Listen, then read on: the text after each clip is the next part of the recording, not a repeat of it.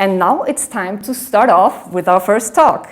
And let me welcome for this our first speaker, Chris van Gutten from the Erasmus University College in Brussels, and part of the STEP, the Professional Association of Producers, Designers and Technicians of the Arts and Event Sector in Belgium.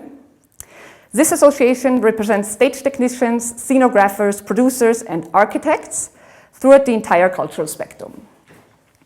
So please again, welcome Chris with me for his first presentation on a European perspective, skills and competences and the event labor market. Chris, please. Thank you very much. Good morning. Before we start this very interesting program, I would like to take you along a little bit the path of an average human being a student, coming from a school, looking for a job, becoming a professional, looking for training, becoming maybe an employer, or in the worst case, being an unemployed person. And all these actions, all these elements of your life are centered around competency. If you go to school, you're taught a set of competences. This can be general or very occupational specific. And the learning outcomes for every course are defined in one way or the other in a set of competences. The odd thing is that we, at the end, in most schools, we measure knowledge and not competences. But anyway, this is the first step into this way of the first encounter with competences. At one moment, probably he will make a CV to work. And he will use another set of competences, maybe the Europass ones, the IT driver's license, another type of competence, and probably he will make kind of portfolio. In our sector, it's not uncommon to get into an unemployment center at one moment or another, even just between two jobs or whatever. And there you're confronted with another set of competences. It can be Rome, it can be competent, it can be other sets used by the different countries. Probably they will assess you. And they will help you in a job search. Again, we will meet all kind of different types of competence sets. And then you're looking at job applications. Job applications are these things where they look for the white raven, the holy grail, the unique person they really need. And they describe this again in a different set of competences. Luckily enough, from time to time, we can go on holiday. So you will think probably holidays that has nothing to do with competences because you're just doing fun stuff and so on. But the reality is that these same skills, these same competences can be reused in your professional life. Climbing is a very good example, but in some cases you will need a boating certificate if you work on the water or whatever. Again, we can describe this in different types of competence sets. And then you're going to find a job, you get to the HR people, and they will assess you against a job profile or a function or their expectations, again with a set of competences. At one moment you want to change your career, you get for career advice, and again, they will look at a new set of competences that is probably more based on the transferability of skills. You probably need extra training. And again, the training is in a specific set of competences that is brought together into a certificate. If you work in our sector, it's quite possible that you will work internationally. So if you work internationally, probably you need to translate your set of competences and you probably need to validate your qualification. The thing is that if you translate your qualification in all the different countries in Europe, you're already talking about 26 different translations. And if you got certificates from different countries, you get to a large amount of them. But at the end, what are we talking about? We're talking about the same person with the same skills, the same competences, the same knowledge. So my first question is, and that's a bit where most of the projects I want to show you are about, is what is wrong with us. We rewrite every time different sets of competences. In most cases, we don't manage to maintain them or do that in a proper way. And we have to translate all the time from one set to another. So the question is, can we make this more efficiently? Basically, what we are missing is kind of a common language with an adapted amount of detail depending on the use, and we need the right tools. And this is what all these projects are about. I'll take you for a second to the first project that started on competences in our sector, which was TTT-LPT, and now we're talking 2005, so that's already 17 years ago.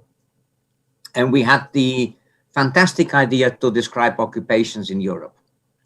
The reality was that it's impossible, because a stage manager in England or in Belgium or a Bühnenmeister in Germany or a Zenmeister in Sweden, they all have variations of the same occupation. So we figured out that was not really possible to describe.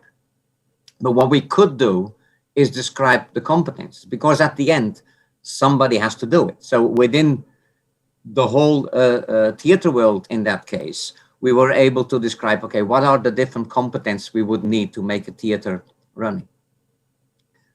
To be able to work with that, we created what we call the smallest common denominator. And the smallest common denominator basically means a competence, a set of tasks that is always done by the same person and always done together as a whole.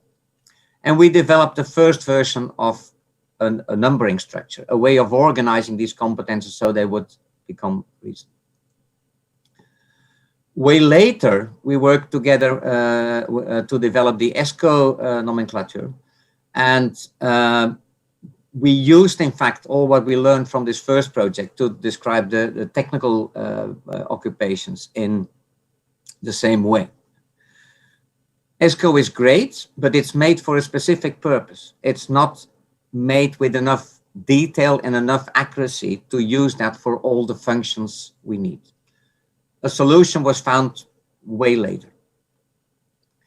One of the nice things is that if without a common system, you would need to make 702 comparisons to just check one occupation over all the 27 countries that there are.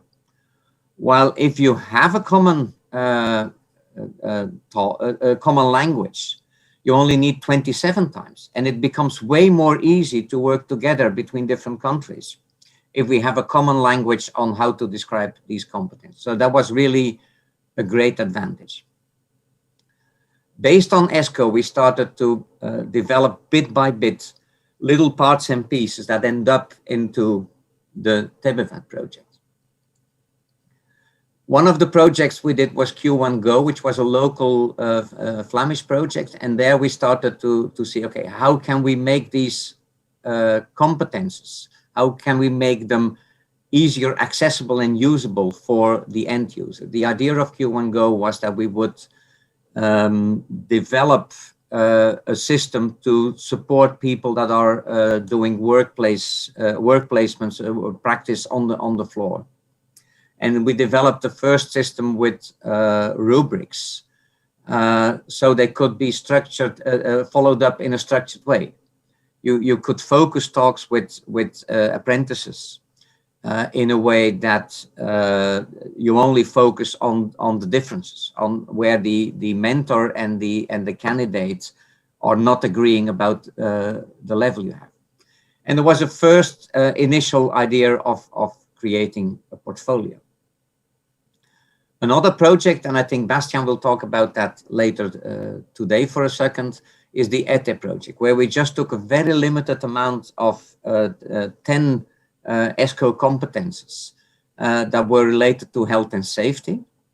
And there we really went into detail in the way that we created under the competence. We started to detail them. We gave them skills, we gave them knowledge elements, and we added first elements of assessment and of training, and we made it multilingual.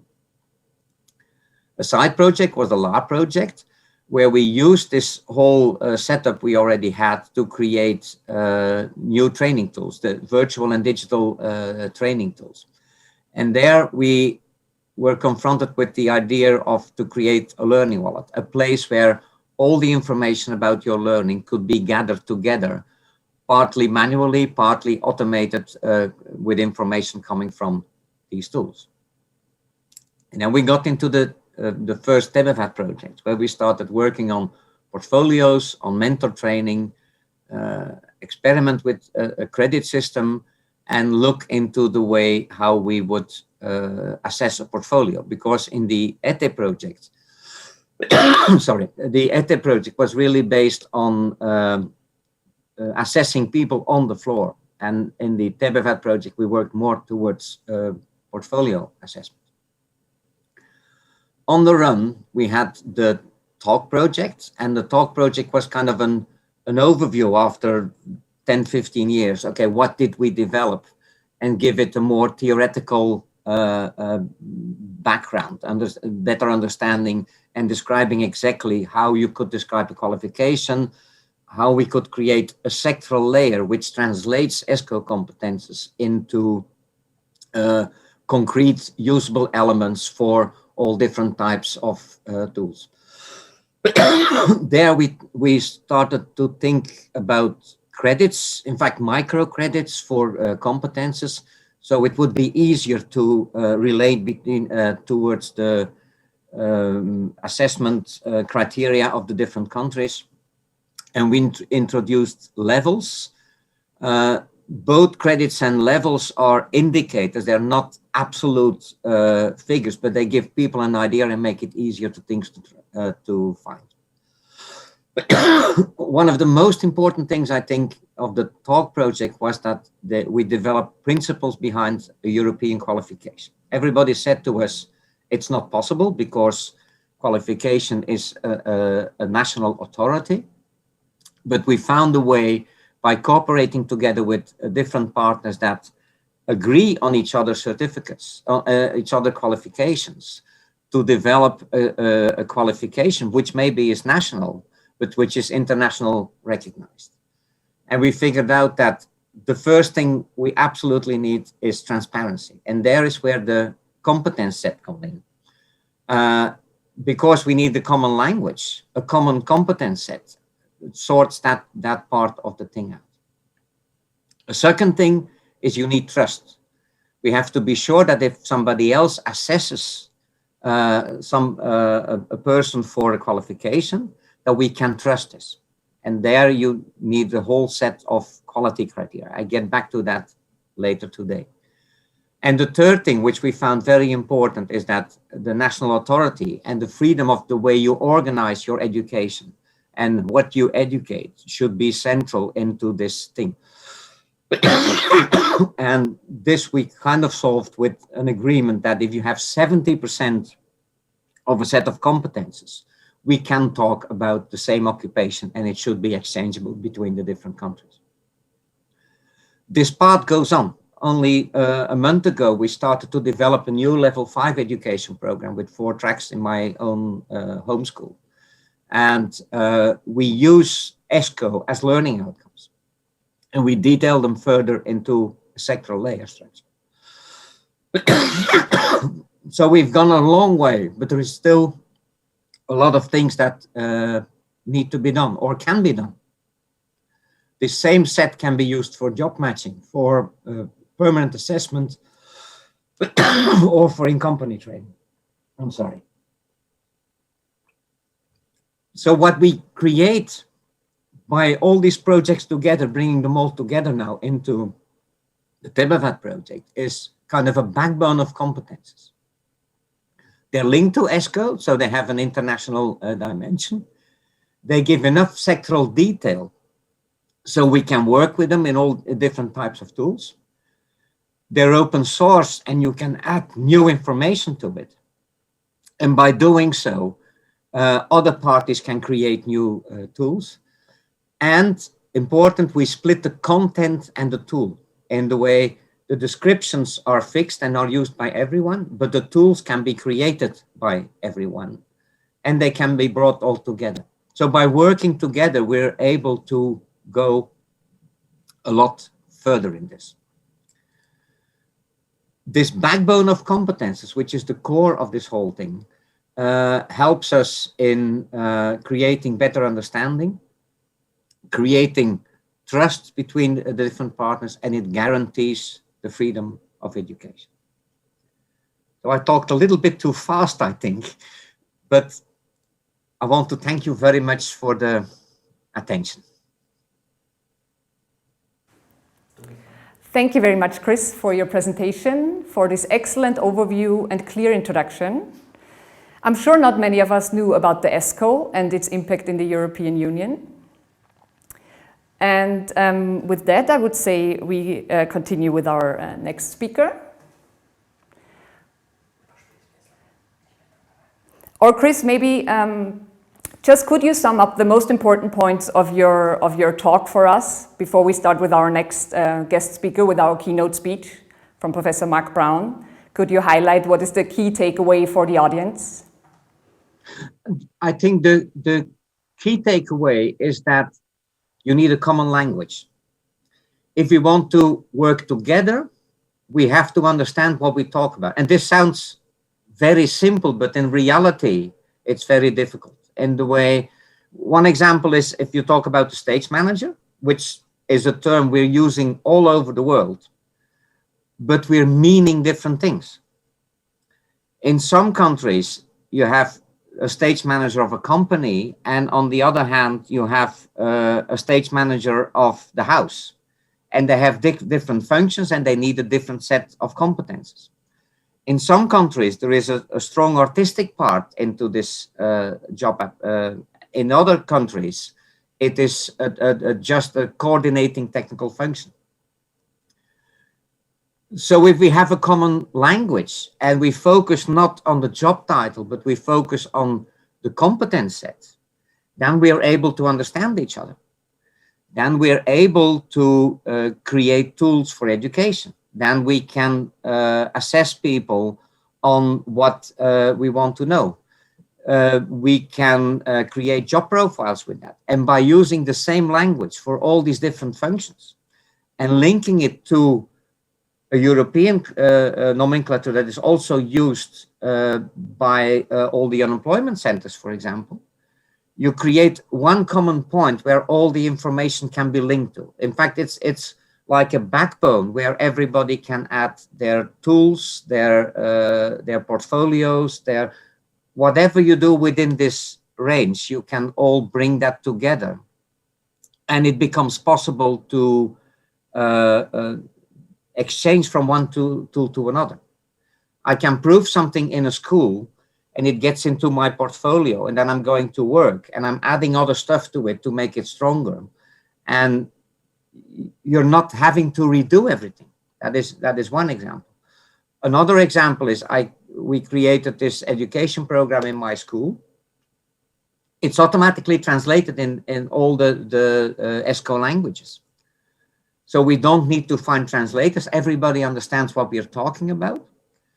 And by creating a detailed version of ESCO, because ESCO is meant to exchange between large systems, which means that it's rather general. That's also good because it helps to make skills and transferable between different sectors. But if you want to assess people, if you want to train people, if you want to work with them on a concrete level, on their training, on their further education, that type of thing, you need more details. Linking these things together is a bit best of both worlds. We have a description that we understand that is very sectoral specific, but at the same time, it's linked to a system which is spanning all sectors. So I think that's one of the most important elements, that is this common backbone that we can use to create all the links is crucial if we want to work further and if we want to work together in an efficient way. Thank you very much, Chris.